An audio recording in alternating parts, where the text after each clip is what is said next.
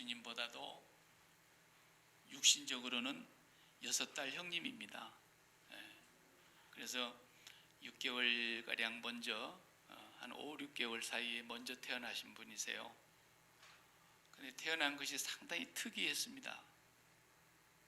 복음서 공간복음을 보면은 세례 요한이 탄생하는 것이 누가복음에 좀 자세하게 나오죠. 아버지 제사장 집안의 레위 집안의 사가랴, 그리고 또 같은 레위 가문의 엘리사벳, 이 두 부부 사이에 꼭 아브라함과 사라처럼 자식이 없었지 않았습니까? 오랫동안 자식이 없는 가운데서 이 세례 요한이 아주 늙음하게 태어난 거예요. 그러니까 처음에 아브라함과 사라도 그냥 그 소리를 듣고서는 참 믿기지가 않았던 것처럼 세례 요한의 아버지도 못 믿었어요. 왜냐하면 자기 아내 엘리사벳이 아이를 낳을 수 있는 연세가 지났기 때문에 그런 일이 없을 거라고 봤던 거죠. 근데 이름까지 정해준단 말이에요. 이삭이라고 하는 것처럼 요한이라고 하라고.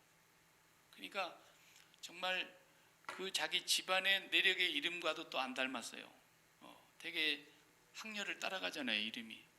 그런데 전혀 다른 요한이라는 이름을 주신단 말이에요. 그래서 사가랴가 믿지를 못했다가 하나님 앞에 좀 고생을 했습니다. 안 믿는 것 때문에. 그러니까 하나님을 하나님 되게 안 한 거죠. 하나님이 못하실 일이 뭐가 있겠어요. 근데 하나님이 말씀을 하시는데도 안 믿으니까. 저와 여러분은 하나님이 나타나셔서 말씀하시면 다 믿으시겠죠? 그래도 안 믿는다 그러면 혼나야 됩니다. 사가랴도 혼난 거예요. 너는 오늘 이부터 이 성소를 나가는 순간부터 너는 아기 날 때까지 말을 하지 못할 것이다. 벙어리를 만들어 보잖아요. 안 믿는 사람은 어디 가서 쓸데없는 소리하고 다니느니 벙어리 되는 게 낫습니다. 벙어리만 또 못한 거예요. 그러니까 쓸데없는 소리하고 다니는 사람은 그 안 믿는 사람들만 또 못한 거예요. 그러니까 너 그 쓸데없는 소리 하려면 안 돼. 지금부터 말문 닫혀버리잖아요.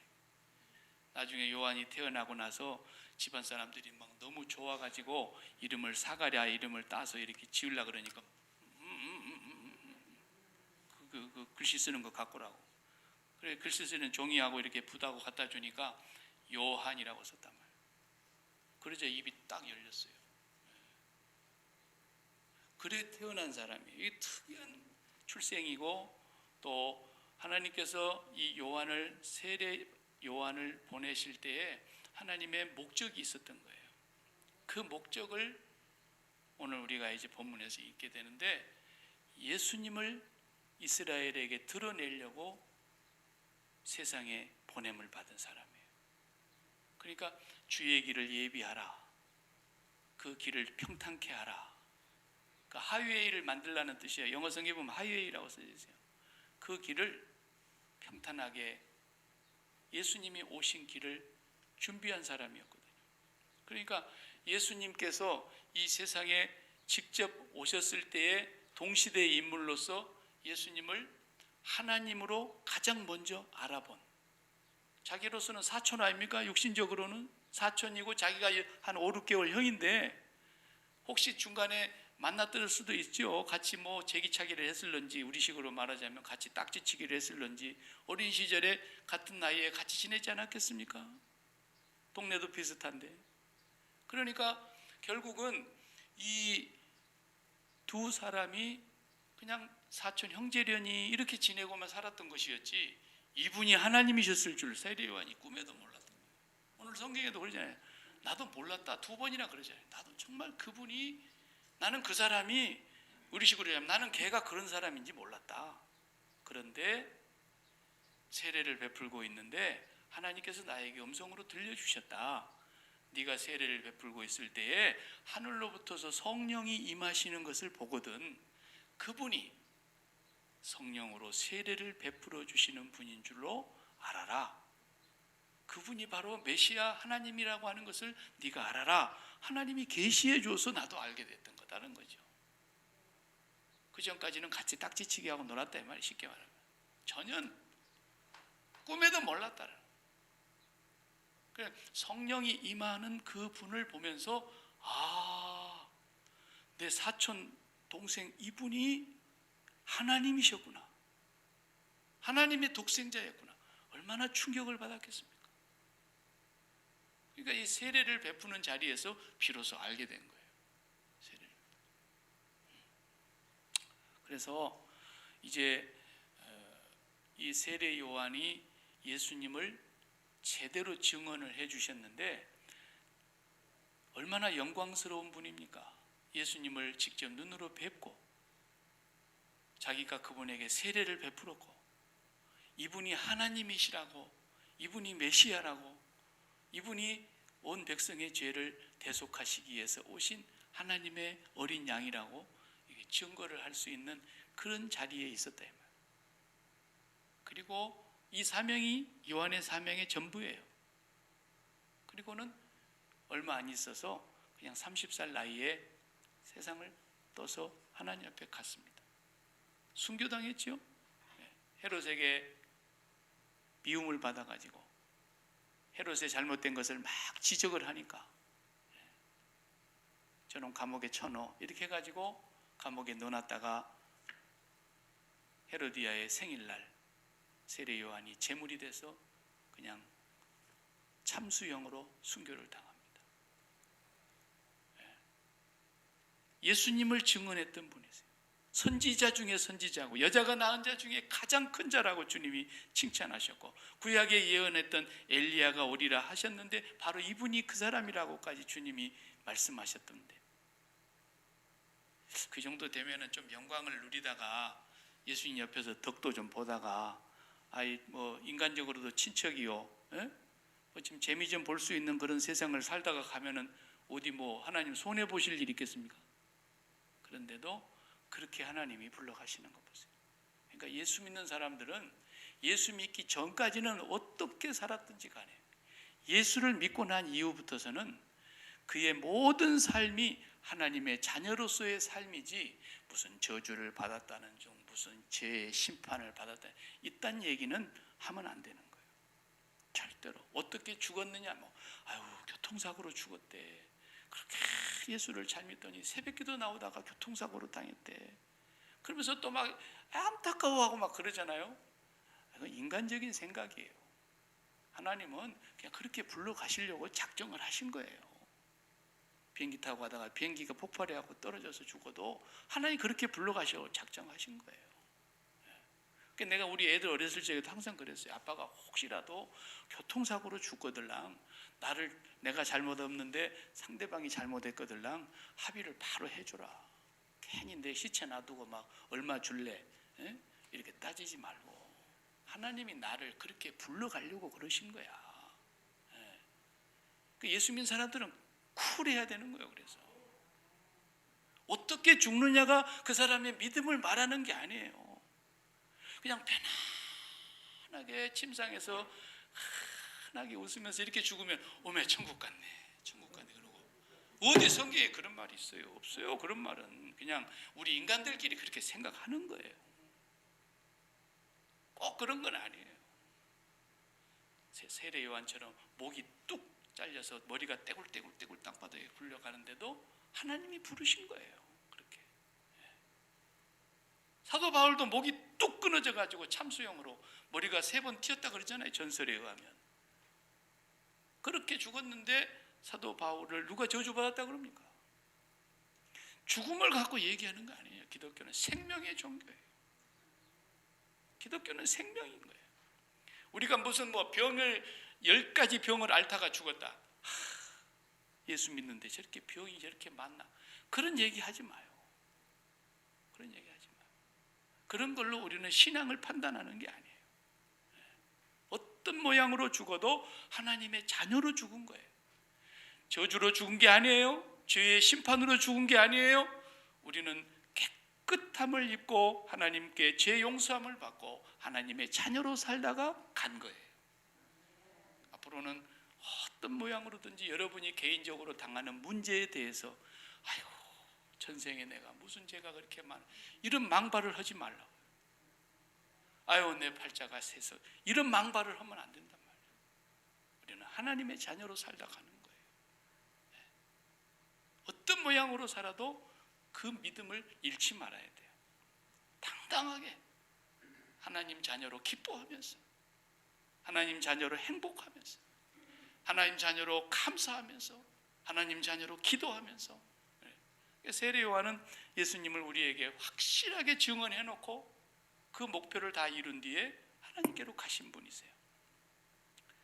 세례 요한이 증언한 예수 그리스도에 대한 그 증언은 너무나 분명하게 자기 느낌으로 말한 게 아니에요. 자기 어떤 지식으로 말한 게 아니에요. 성령이 그에게 말씀하시고 계시하시고 감동하셔서 예수님에 대한 정확한 증거를 하신 분이세요. 그러니까 세례 요한이 증거한 예수 그리스도가 바로 우리가 믿는 예수님이시고, 저와 여러분이 고백하는 그 고백이라야 올바른 믿음을 갖고 있는 거예요. 성경 전체의 주제를 오늘 요한복음에서 세례 요한이 예수님을 소개하면서 정리를 해버린 거예요. 29절 말씀을 다시 보면은 뭐라 그랬어요? 예수님이 이제 나타나셨어요. 세례 받고 다시 나타나신 거야. 이제 세례 받고 나타나셨는데 어떻게 합니까? 29절에 이튿날 요한이 예수께서 자기에게 나아오심을 보고 이르되 보라, 세상 죄를 지고 가는 하나님의 어린 양이로다. 아멘. 네. 이것을 세례 요한이 예수님에 대하여 증언하신 가장 중요한 성경 전체의 주제예요. 성경 전체. 그래서 우리는 우리 문화권에서는 보라, 세상 죄를 지고 가는 하나님의 어린 양이다. 우리 문화권에서는 그 말이 무슨 말인지를 몰라요. 그러니까 선교사님들 가운데 양을 전혀 모르는, 양이라는 동물이 있는 줄도 모르는 지역에서 선교하시는 분들은 이걸 설명하기가 곤란한 거야. 그래서 그 동네는 돼지만 잔뜩 키우는 마을인데 보라, 세상 죄를 지고 가는 하나님의 어린 돼지로다. 이렇게 했다잖아요. 선교사님들 가운데. 문화권이 다르기 때문에. 근데 이 민족의 문화는 뭐예요?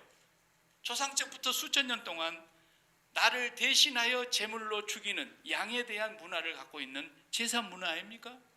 그러니까 아침에도 어린 양 한 마리, 저녁에도 어린 양 한 마리, 1년 365일 번제단에서 그 불이 꺼지지 아니하고 계속 제사를 드려야 되는 그 자리에 양이 죽는 거예요. 누구를 대신해서? 나를 대신해서 나의 죄를 대신 짊어지고 속죄의 제물로 죽는 그 어린 양을 알고 있는 그 문화권의 사람들에게 당연히 요한이 보라, 저분이 세상의 모든 죄를 지고 가시는 하나님이 보내신 속죄의 제물 어린 양이다, 이렇게 얘기합니다. 그러니까 사람들이 그 말을 알아는 듣지만 그들이 가슴으로 그것을 마음으로 받을 수가 없던 거예요. 그렇게 얘기를 해도. 왜 그러냐면 메시아라고 하는 분은 죽으려고 오시는 분이 아니라고 생각했기 때문에 자기들은. 적어도 우리에게 이제 수천 년 동안 예언했던 그 메시아가 나타나신다면 어떤 분으로 와야 되는 거냐?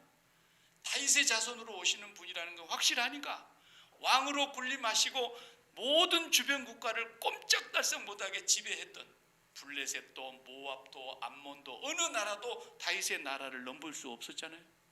그렇게 다윗을 강성하게 하나님 하셨는데 바로 그 다윗의 후손으로 오실 왕은, 다윗의 자손으로 오실 그 왕은 다윗의 나라를 건설하시고 위엄과 권세와 영광과 능력이 온 땅에 충만해서 자기들의 나라가 모든 세상을 다 지배하는, 그때마도 지금 로마의 지배를 받고 있었을 때니까 로마도 우리의 지배를 받아야 되고 모든 권세가 바로 그 메시아 앞에 무릎을 꿇는 그런 나라를 꿈꾸고 있었던 거예요. 그런데 메시아가 와서 어떻게 한다고요? 하나님의 어린 양이다.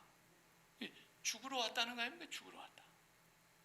이것에 대해서 그렇게 심각하게 그들은 받아들이질 않았다는 거죠. 그래도 그럴 것이, 우리가 한번 성경을 읽어보겠어요? 화면을 보시면서 제가 이사야 9장 6절 7절 말씀 다 같이 한번 여러분과 같이 읽겠습니다. 시작. 이는 이사야 9장 6절 7절 말씀 다 같이요. 이는 한 아기가 우리에게 낳고 한 아들을 우리에게 주신 바 되었는데 그의 어깨에는 정사를 메었고 그의 이름은 기묘자라 모사라 전능하신 하나님이라 영존하시는 아버지라 평강의 왕이라 할 것임이라. 7절. 그 정사와 평강의 더함이 무궁하며 또 다윗의 왕자와 그의 나라에 군림하여 그 나라를 굳게 세우고 지금 이후로 영원히 정의와 공의로 그것을 보존하실 것이라. 만군의 여호와의 열심히 이를 이루시리라. 네, 이렇게 이사야 예언했기 때문에 다윗의 나라를 굳게 세우실 분이다. 하나님은 반드시 이걸 이루실 분이라는 걸 자기들은 이사야 선지자의 예언을 믿고 있었기 때문에 한 아기가 이 세상에 낳은데 그분은 기묘자고 모사이시고 평강의 왕이시고 영존하시는 아버지고, 와, 이분을 기다렸던 거예요. 그런데 하나님의 어린 양으로 맨날 저 번제단 위에서 그냥 목이 잘리고 가죽이 벗기고 사지가 다 갈기갈기 조각이 나서 번제단 위에서 태워서 죽이는 어린 양, 이게 그들의 마음속에 보질 않아요. 너무나 외국에 오랫동안 지배를 받고 살아왔기 때문에 한이 맺혀서 언제 우리 메시아가 오셔서 우리를 구원해 줄까? 오죽하면 예수님이 십자가에서 죽으시고 부활하시고 40일 만에 승천하시려고 감람산에 모였을 때 제자들이 모였습니다. 그 자리에서 한 사람이 물었지 않습니까? 사도행전 1장 6절을 보면은, 선생님, 이스라엘을 이제 독립을 시키고 회복시킬 때가 바로 지금입니까? 그때까지도 미래를 못 보니 이제 죽으시고 부활하셨으니까 이제는 진짜 이 세상의 임금이 되시는 거라고 생각했다. 이 정도로 그들은 메시아를 위엄과 권세와 영광과 능력이 있는 그런 분으로 기다리고 있었던 거예요. 그럼 이사야 선지자는 그렇게만 그러면 예언했냐? 우리가 잘 아는 또 한 번 성경 구절을 보면은 이사야 53장에서 우리 다 같이 보겠습니다. 이사야 53장 2절부터 좀 길지만은 같이 읽으시겠습니다. 2절. 그는 주 앞에서 자라나기를 연한 순 같고 마른 땅에서 나온 뿌리 같아서 고운 모양도 없고 풍채도 없은즉 우리가 보기에 흠모할 만한 것이 아름다운 것이 없도다. 3절. 그는 멸시를 받아 사람들에게 버림받았으며 간고를 많이 겪었으며 질고를 아는 자라. 마치 사람들이 그에게서 얼굴을 가리는 것 같이 멸시를 당하였고 우리도 그를 기이 여기지 아니하였도다. 4절. 그는 실로 우리의 질고를 지고 우리의 슬픔을 당하였거늘 우리는 생각하기를 그는 징벌을 받아 하나님께 맞으며 고난을 당한다 하였노라. 5절 다 같이. 그가 찔림은 우리의 허물 때문이요 그가 상함은 우리의 죄악 때문이라. 그가 징계를 받음으로 우리는 평화를 누리고 그가 채찍에 맞음으로 우리는 나음을 받았도다. 우리는 다 양 같아서 그릇 행하여 각기 제 길로 갔거늘 여호와께서는 우리 모두의 죄악을 그에게 담당시키셨도다. 7절.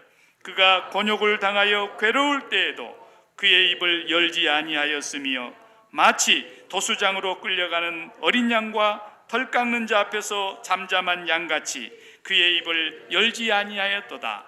8절. 그는 곤욕과 신문을 당하고 끌려갔으나 그 세대 중에 누가 생각하기를 그가 살아있는 자들의 땅에서 끊어짐은 마땅히 형벌받을 내 백성의 허물 때문이라 하였으리요.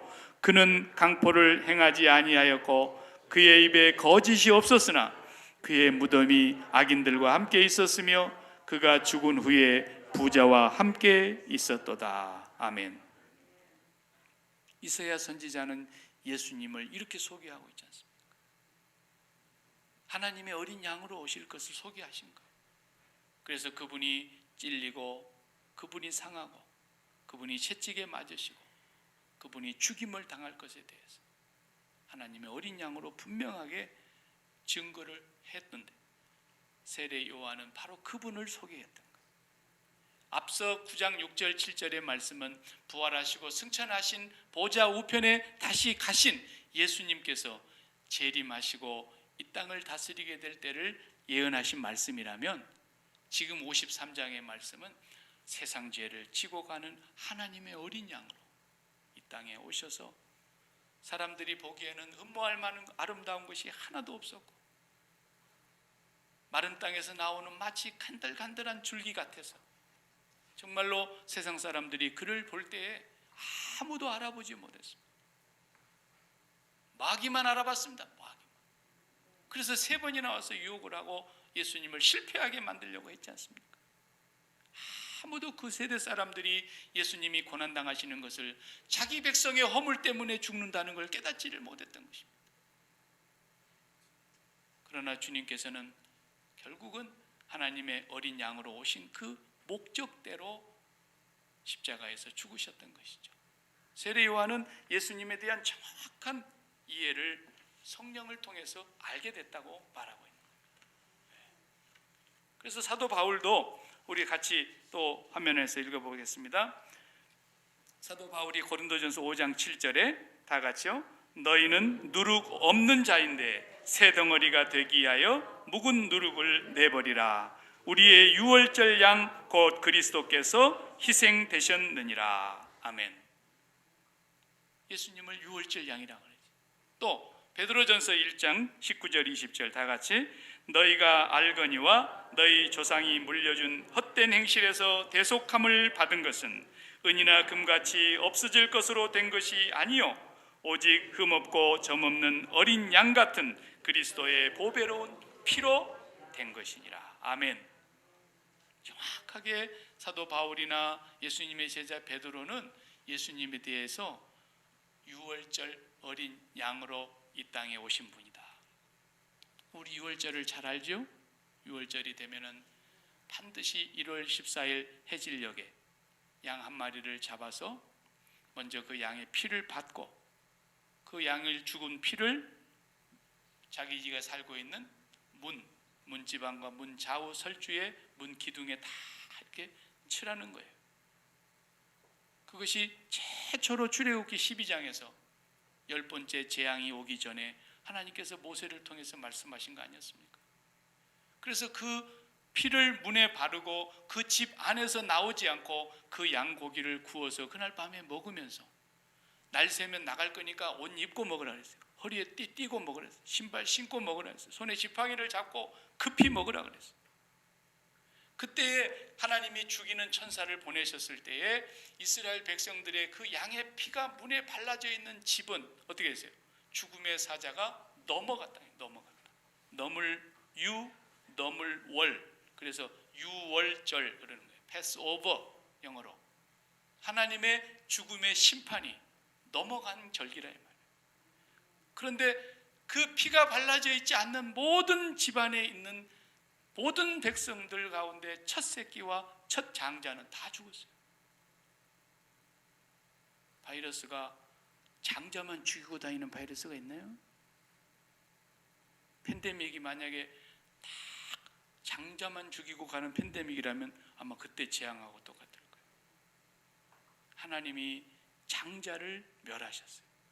장자를 멸했다는 것은 그의 모든 것을 멸했다는 뜻이에요. 그래서 그 죽음의 권세가 넘어가게 한 유월절 양의 피, 그것이 바로 이제 이 땅에 오신 예수 그리스도가 우리의 모든 죄를 다 짊어지고 십자가의 죽으심으로 인해서 우리가 받아야 될 그 죽음이, 그 저주가, 그 심판이 넘어갔다. 자, 그래서 세례 요한은 예수님을 바로 그 하나님의 어린 양으로 이렇게 우리에게 소개를 하고 있는 것입니다. 제가 오래전의 기사인데 꼭 10년 됐어요. 2012년 5월 2일 날 호주에서 있었던 아주 안타까운 한 뉴스인데, 우리 호주에 이민 가서 사시는 한인 교민 한 분이 어려움을 당한 얘기가 기사에 실렸던 겁니다. 이분의 이름이 신미진 씨, 그 당시에 38살 잡수잖아요. 젊은 분이었어요. 신미진 씨가 5월 달에 이제 학교에 아이를 보내놓고 11살짜리 학교에 아이를 보냈는데 11살짜리네요.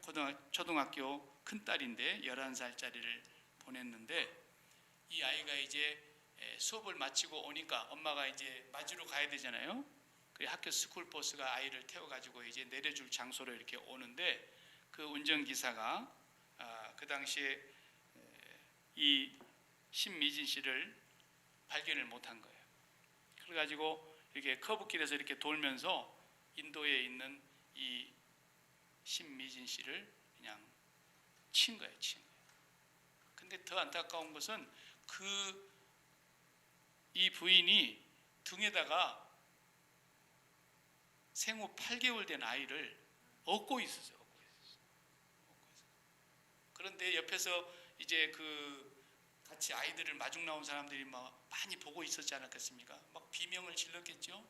그런데 그 바퀴에 깔려서 죽는 순간에 등에 업고 있던 아이가 바퀴 속에서 밖으로 팍 튀어나오더라는 거예요. 그걸 보고 사람들이 증언을 한 거예요. 엄마가 죽으면서도 등에 있는 아이를 살리려고 애를 밖으로 튕겨낸 거야. 우리가 이런 뉴스는 참 많이 보잖아요. 뭐 어디 화재가 났다든지 지진이 나가지고 건물이 무너졌다든지 그러면은 엄마는 죽었는데 엄마가 아이를 그냥 품에 안고 이러고 있는 그런 장면들. 꼭 그 그림이 바로 세상 죄를 지고 가는, 우리를 업고 가는 예수님의 모습과 같대요. 우리는 하나님 앞에 한 발자국도 발을 들여놓을 수 없는 죄와 죄의 짱아찌들이라고 했어요. 제가 죄의 짱아찌 좋아하시죠? 죄에 찌들어져 있는 짱아찌. 우리는 영원히 저주를 받아야 마땅한 죄의 덩어리들이에요. 그러니까 거룩하신 하나님, 공의로우신 하나님 앞에 한 발자국도 못 내밀게 돼 있어요. 나중에 뭐 천국 가면은 천국 앞에서 예수를 믿지 아니한 사람들은 하나님 앞에 설 수도 없어요. 그냥 죽은 사람처럼 돼버리는 거예요. 거기서도 살아있을 때도 하나님 앞에 섰던 사람들이 다 어떻게 돼버렸던 거예요. 이사야 선지자도 하나님의 영광만 보고도 그냥 죽은 자처럼 돼버리죠. 사도 요한은 요한계시록에 보면 부활하신 주님을 목격하고서는 죽은 자처럼 돼버리잖아요. 그 거룩하신 하나님 앞에 서면은요, 우리 같은 죄인의 존재는 감히 그 앞에 고개도 쓸 수 없고 바람 발자국을 디딜 수가 없다니까. 그러니까 시내산에 모세가 십계명 받으러 올라갔을 때에 뭐라 그랬어요?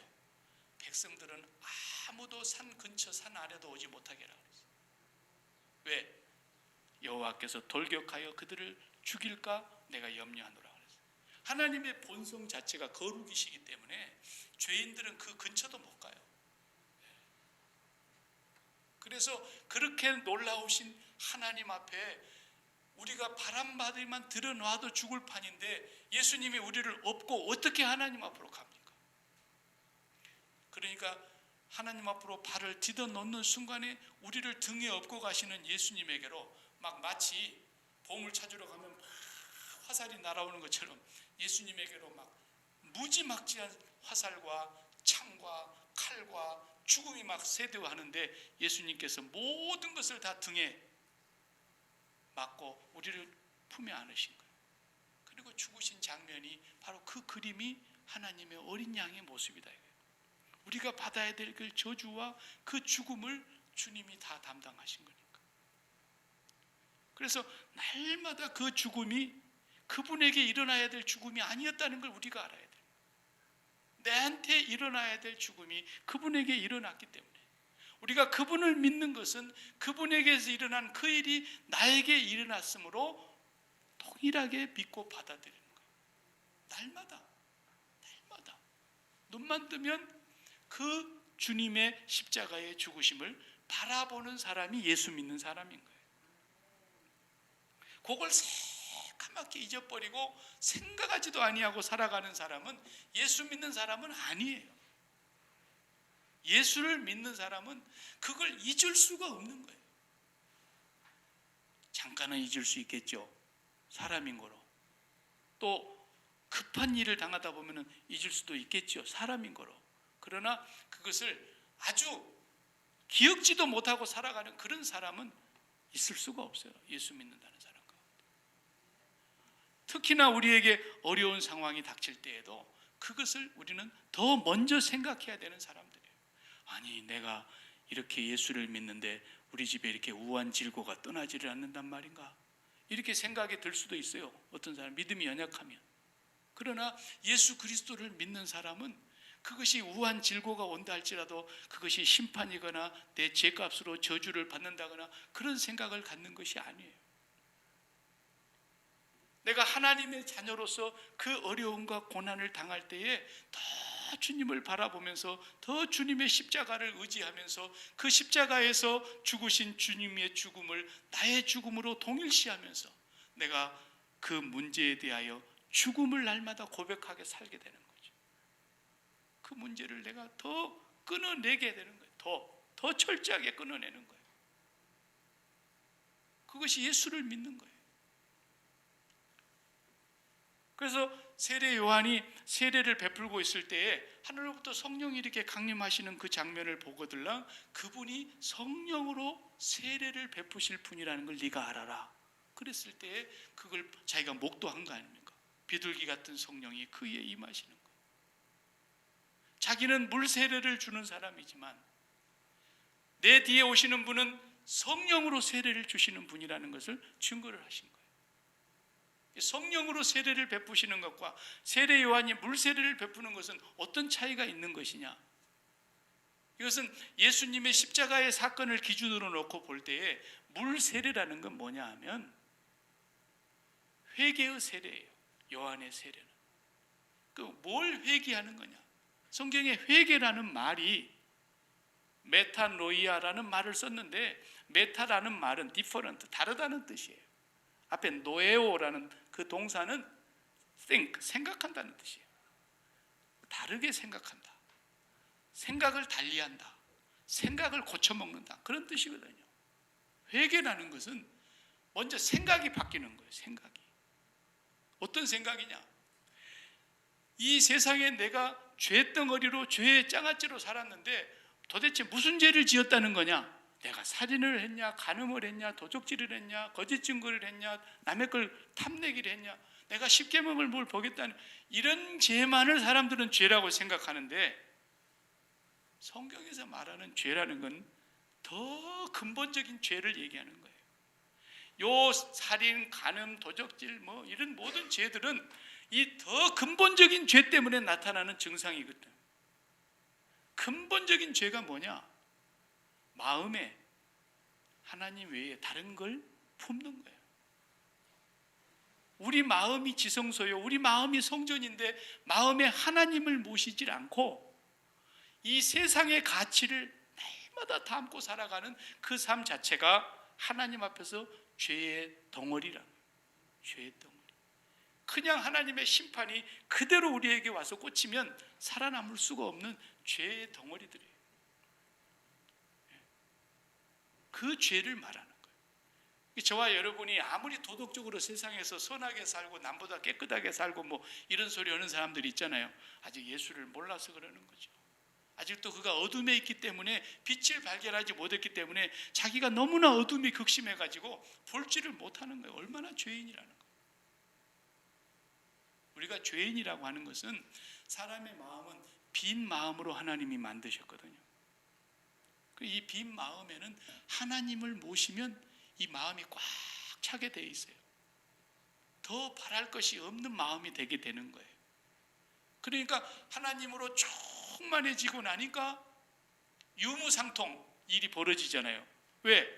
아니 지금까지는 내가 재산이 내 인생의 중요한 것으로 생각해서 재산, 돈, 어떤 사람은 명예, 어떤 사람은 권력, 어떤 사람은 성공 이런 것들이 나의 마음속에 소중한 것으로 생각해가지고 늘 이 빈 마음에다가 그걸 더 채워야 산다고 생각했고 더 많이 채워져야 행복한 것이라고 생각하고 그것이 인생의 즐거움이라고 생각하잖아요. 모두가 다. 그런데 하나님으로 충만해지고 나니까 자기에게 더 이상 더 좋은 것이 없어요. 그러니까 초대교회 성도들을 보시니까 다 유무상통, 있는 자나 없는 자가 다 자기 것을 자기 것이라고 한 사람이 없고 다 내놓고 그냥 함께 쓰더라는 거예요. 평소에는 그런 생각을 갖지 않았죠. 하나님으로 충만해지고 나니까, 하나님의 은혜가 충만해지고 나니까 내 것이 내 것이 아니라는 걸 알게 됩니다. 그런데 그 하나님으로 충만하지 못한, 거듭나지 못한 사람들이 전부 땅에 있는 가치를 담고 땅에 있는 가치로 기쁨을 찾으려고 그러고 땅에 있는 가치로 인생의 행복을 찾으려고 그러고 그것이 인생의 성공이라고 자기 실현이라고 생각하고 있는 이 모습이 하나님 보실 때 가장 더러운 죄라는 거예요. 가장 더러운 죄. 그 죄가 마음속에 자리를 잡고 있기 때문에 살인도 하고 간음도 하고 도적질도 하고 탐내기도 하고 거짓 증거도 하고 이러고 이제 있는 거예요. 그래서 이것이 정말 죽을 죄고 저주받을 죄인이었구나라는 것을 깨닫는 순간부터 생각을 달리하게 되는 거예요. 그래서 세례 요한이 오는 사람을 보고 바리새인들 보고 이 독사의 자식들아 그랬어요. 왜 독사의 자식이라고 그러는 그 사람을? 세례 요한이 욕을 한 게 아니에요. 어떤 목사는 세례 요한이 막 욕을 잘했다고 자기도 욕을 막 굉장히 잘하는 그런 목사도 있습니다만 그 사실은 웃기는 거예요. 세례 요한이 욕을 한 게 아니라 사실을 얘기한 거예요. 창세기 3장 14절에 하나님이 뱀을 저주하실 때 그랬잖아요. 너는 종신토록 배로 기어다니고 네 식물은 흙이 될지니라 그랬어요. 그게 무슨 뜻이냐면 마귀에게 물려서 마귀에게 저주를 당한 이 인류가 일생을 살면서 배를 위해서 사는 거예요. 배를. 그래서 저들의 신은 배요 그랬잖아요. 빌립보서 3장 17절에 보면 저들의 신이 배야. 배를 채우기 위해서 사는 거예요. 히브리 사고 속에서 이 배라는 것은 인간의 소원을 뜻하는 거예요. 인간의 정욕과 탐욕을 뜻하는 거예요. 그런데 그 속에다가 뭘 채우는 거예요? 이 세상에 좋다는 가치를 다 채우고 배를 위해서 사는 거예요. 배를. 자기 정욕을 채우기 위해서. 육신의 정욕이고 안목의 정욕이고 이생의 자랑거리든 이 모든 걸 채우기 위해서 살아가는 이 신, 배로 기어다니고 흙을 식물로 삼을 거라. 땅의 가치를 배를 채우는 사람을 말하는 거예요. 그러니까 뭐예요? 뱀의 자식이죠. 그러니까 바리새인들의 모습이 뱀의 자식이라고. 뱀의 자식. 이 독사의 자식들아라고 욕을 한 게 아니라 사실을 얘기한 거예요. 그 소리를 우리가 다 들어야 될 사람들이. 우리가 다 뱀 자식이. 독사의 자식이. 왜? 우리 배에 세상의 정욕을 채우고 그것이 채워지면 든든하고 그것이 채워지면 기쁘고 그것이 채워지면 성공한 것 같고 그것이 채워지면 인생이 이제 아무 문제가 없는 것처럼 자랑스러워하고 이게 뱀 자식들의 증상이라 이 말이에요. 이렇게 살아가는 것이 저주받을 인간임을 알고 이제 세례 요한에게 나아가서 생각을 달리 고쳐먹고 물에 첨벙 뛰어들어서 물속에 잠기면서 나는 죽었습니다. 그것이 예수님께서 완성하신 사건을 통해서 환히 드러난 거예요. 십자가에서 죽으신 그 사건과 무덤의 장례를 지낸 그 사건이 바로 물세례의 사건인 거예요. 나는 이제 이전까지는 세상의 가치가 내 마음속에 내 배를 채우는 내 욕망을 채우는 내 즐거움을 가져다 주는 이유였지만 이제는 나는 그런 생각에 대하여 그런 삶에 대하여 죽었습니다. 그리스도와 함께 십자가에 못 박혔습니다. 이게 물세례인 거예요. 회개고 세례. 그런데 내 뒤에 오시는 분은 성령으로 세례를 주신다는 것입니다. 성령으로 세례를 주신다는 말은 무슨 말입니까? 물 세례를 받은 사람은 반드시 성령으로 세례를 받게 돼 있는데 물 세례를 받지 않는 사람은 성령 세례는 절대로 받을 수가 없는 거예요. 왜? 회개가 이루어지지 않았기 때문에. 우리가 어떻게 해야 이 성령으로 세례를 받겠느냐고 사도행전 2장에 그들이 가슴을 치면서 탄식할 때에 베드로가 사도행전 2장 38절을 보면 그랬잖아요. 형제들아 우리가 어찌할꼬 그랬을 때 베드로가 뭐라고 설교합니까? 너희가 각각 회개하고 한 사람 한 사람 각각 회개하고 예수 그리스도의 이름으로 세례를 받으라. 그리하면 성령으로 선물을 받으리니. 성령 세례를 그래 받는 거예요. 그러니까 이 세상의 가치를 아직도 마음속에 그대로 품고 있으면서 그것으로 세상을 기뻐하고 그것으로 세상에서 내가 행복하다고 생각하는 사람들은 아직도 회개조차도 안 이루어지는 거예요.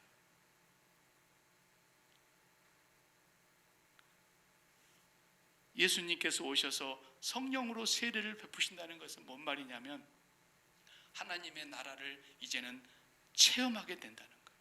하나님의 나라가 느껴지고 알아지고 확신이 되어지고 가장 좋아진다는 거예요. 사모하게 된다는 뜻이에요. 보이지 않잖아요. 하나님도 보이지 않고 하나님 나라도 보이지 않아요. 그렇기 때문에 예수님께서 네가 물과 성령으로 나지 아니하면 하나님 나라를 결단코 볼 수 없을 것이다. 예수님께서는 성령의 세례를 주시려고 오신 거예요. 왜? 우리가 보지 못하고 육안으로 느끼지 못하는데 그것을 우리의 마음이, 우리의 영이 하나님의 나라를 체험하고 경험하고 느껴지도록 하시는 분이 성령의 세례를 주시는 분이에요. 성령 세례를 받으면 그것이 느껴지는 거예요. 그때부터. 이 추운 겨울에 우리가 밖에 있다가 막 몸이 끙끙 얼었다가도 방문 열고 싹 들어가면 그 느낌이 얼마나 따뜻합니까? 그리고 육신의 감각기관이 싹 느끼는 거예요. 그런데 성령은 오감각기관으로 느낄 수 있는 분이 아니에요. 그래서 예수님께서 오셔서 성령으로 세례를 주실 때만이 그 성령이 오시면 보이지 아니하시는 하나님이 느껴지는 거예요. 과거에는 세상의 가치가 그렇게 좋더니, 세상에 좋다는 것이 그렇게 내 마음속에 좋더니 이제는 성령이 오셔서 하나님을 체험하고 하나님의 나라를 경험하고 가면 갈수록 세상의 모든 것들이 나에게 신앙의 해가 되는 거구나, 이걸 깨닫는 거예요. 바울은 그래서 해로 여기고 배설물로 여겼다고 말해요. 성령으로 충만해지면 충만해질수록 우리의 마음속에 세상의 가치들이 우리를 해롭게 만든다는 걸 알게 돼요. 예수 믿고 세상에 돈 버는 재미가 최고로 좋다, 아직 회개한 사람이 아니에요. 아직 성령으로 세례를 받은 사람도 아니에요. 이 상태로 죽으면 어디 가요? 지옥을 가는 거예요. 누가 이 사람들을 하나님의 자녀라 그랬어요? 성경에.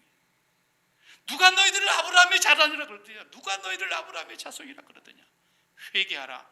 도끼가 나무 뿌리에 놓여 있으니 회개치 아니한 자는 반드시 불에 던지울 것이다. 세례 요한은 분명하게 말했던 거예요. 우리는 날마다 물 세례로 들어갈 때만 성령의 세례가 약속되어 있는 것을 알아야 돼요. 회개의 세례를 통해서 날마다 성령의 세례를 우리에게 부어주시는 분이 예수님께서 오신 목적이에요. 내 뒤에 오시는 분이 바로 그걸 주려고 오신 분. 예수를 믿는 사람들이 그저 십자가에서 예수님 죽었다 그러니까 그거 하나 믿고 나는 이제 죄 용서함 받았어. 그리고 나서부터 그 다음부터서는 막 성령 달래, 성령. 그래서 부흥사들 중에 많은 사람들이 이 기독교를 망쳐놓은 거예요. 다는 아니에요. 그 지가 성령 주는 것처럼, 자 오늘 밤에 성령 받으실 분들은 두 손 들고 아멘, 아멘, 완전 미친 짓 그러는 거예요. 미친 짓. 성령을 지가 줍니까? 성령은 하나님이십니다. 거룩하신 하나님의 영이십니다.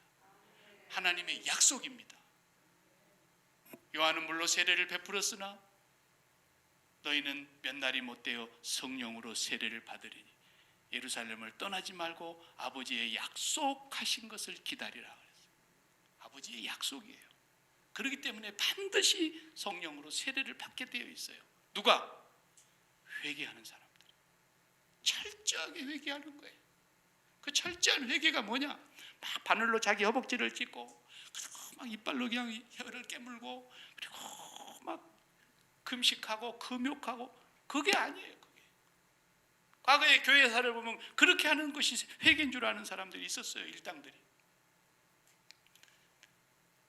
예수 그리스도가 저 불뱀처럼, 저 구리뱀이 장대 위에 높이 달렸을 때 그걸 바라본 즉 산 것처럼 십자가에 높이 달리신 예수 그리스도의 그 죽음을 나의 죽음으로 바라보고 나의 양식으로 날마다 먹는 사람들이, 그래서 이 세상에 마음의 가치를 두고 살았던 사람들, 구름 아래 있는 모든 것들을 통해서 내 인생의 가장 행복을 찾으려고 지금까지 살아왔던 삶이 얼마나 하나님 앞에 더럽고 가증스러운 삶이라는 걸 철저히 깨닫고 그 십자가에 죽으러 오신 하나님의 어린 양을 날마다 바라보며 나의 주 나의 하나님으로 고백하면서 루터가 말한 대로 매일 세례, 사도 바울이 고린도전서 15장 31절에 나는 날마다 죽노라 말한 그 매일 침례, 매일 세례의 삶을 매일 나에게 적용시키고 살아가는 것, 그 사람이 예수 믿는 사람입니다. 이렇게 살아가는 사람은 반드시 성령으로 세례를 받습니다. 그때부터서 이제 눈이 열리기 시작하는 거예요. 5감각기관에 외에 제6감각기관이 하나가 더 나타나는 거예요. 그분이 바로 성령님이세요. 성령님을 통해서만 하나님의 나라가 깨달아지는 거예요. 그리고 이 세상에 그렇게 좋았던 것들보다도 하나님이 더 좋아지는 거예요. 천국을 더 사모하게 되어 있는 거예요. 증상이 그렇게 나오게 되어 있는 거예요. 우리 손에 수많은 세균이 다닥다닥 달라붙어 있지만 아무것도 눈에 안 보이니까 우리가 이걸로 막 주워 먹기도 하고 그런 거지만 현미경으로 싹 들여다보면 환하게 보이는 거예요. 눈에 보이지 아니하는 바이러스가 온 세상을 뒤덮고 있는데 우리 눈에 안 보이지만 또 의료 현미경으로 들여다보면 그 바이러스의 모양이 다 보이는 거예요. 그 매개체가 있음으로써 보는 것처럼 우리 눈에 보이지 아니하시던 그 하나님이 성령으로 오셔서 세례를 받은 사람들만 하나님의 나라가 느껴지는 거예요. 하나님의 나라가 체험되는 거예요. 하나님의 나라보다도 더 좋은 것이 없다는 걸 이제 확신하게 되는 거예요. 그래서 세상의 것들이 나에게 하나님의 나라를 향해서 가는데 해가 되는 것들은 과감하게 십자가에 못 박고 배설물처럼 여기게 되는 거예요. 고난이 와도 그것이 이제는 나에게 심판이나 저주라는 생각이 아니에요. 그래서 옥중에 매서 그렇게 채찍에 맞아도 바울과 실라는 기도하고 찬송했다 그러죠. 죽음이 두려워하지 않는 거예요. 이제는 베드로는 내일 날 새면 목이 뚝 잘려서 죽을 텐데 천사가 와서 그날 밤에 깨우면서 옆구리를 발로 걷어찼을 정도로 깊은 잠을 잤다 그랬어요. 죽음이 그를 두려워하지 못하게 했어요. 어떤 상황에 놓여도 하나님의 나라가 느껴지기 때문에, 하나님이 우리에게 제일 먼저로 느껴지기 때문에 우리에게 있어진 모든 것들은 다 뒤로 물러가게 되어 있는 거예요. 이게 성령 세례를 받은 사람의 증상인 거예요. 그냥 어떤 사람은 자기 건강을 위해서 술, 담배 끊는 사람도 있어요. 그리고 부인이 하도 그냥 바가지를 긁어 쌓고 그냥 애가 태어나고 나면은 담배 냄새도 못 피우게 하고 막 그러니까 담배 끊어야지. 그래서 담배 끊는 사람이 있어요. 대단한 의지가 있죠. 그러나 그렇게 끊어지는 것도 끊는 거지만 진짜로 성령의 세례를 받으면 술, 담배, 도박, 바람기 이런 거 다 죽는 거예요. 그리고 그 생활이 너무너무 더럽다는 생활이라는 것을 철저하게 깨닫게 돼요. 이제는 담배 먹는 사람 옆에만 가면 현기증이 나가지고 하루에 2갑씩 피우던 사람이 하루에 3알씩 마시던 사람이 술만 봐도 구역질이 나는 거예요. 이게 성령 받은 사람의 증거인 거예요. 그냥 너무너무 세상이 그렇게 좋고 돈이 그렇게 좋고 세상에 자식이 그렇게 좋고 피부치 살부치가 내 마음속에 그렇게 좋다가도 성령으로 충만해지고 나면 그 모든 것들이 우리 마음에서 십자가에 못 박게 되는 거예요. 사랑하는 성도 여러분, 교회를 다니면 구원받는 게 아닙니다. 그냥 목사에게 세례를 받으면 구원받는 게 아닙니다. 교회에서 직분을 받으면 천국 가는 게 아닙니다. 교회에서 헌금을 많이 하면 직분을 받는 게 아닙니다. 이건 기독교의 타락이요, 죄악 중에 가장 간악한 죄악입니다. 철저하게 예수 그리스도의 십자가에서 날마다 나의 죽음을 양식으로 먹는 것입니다. 그리스도가 나를 위해서 죽으셨기 때문에 그분이 생명의 떡이십니다. 그분이 생명의 참 음료이십니다. 날마다 죽음을 고백하고 날마다 죽음을 나의 죽음으로 고백하면서 살아가는 그 사람이 하나님의 약속에 의해서 반드시 성령으로 세례를 받게 될 것입니다. 세례 요한은 바로 이 예수님을 우리에게 증거하셨던 것입니다.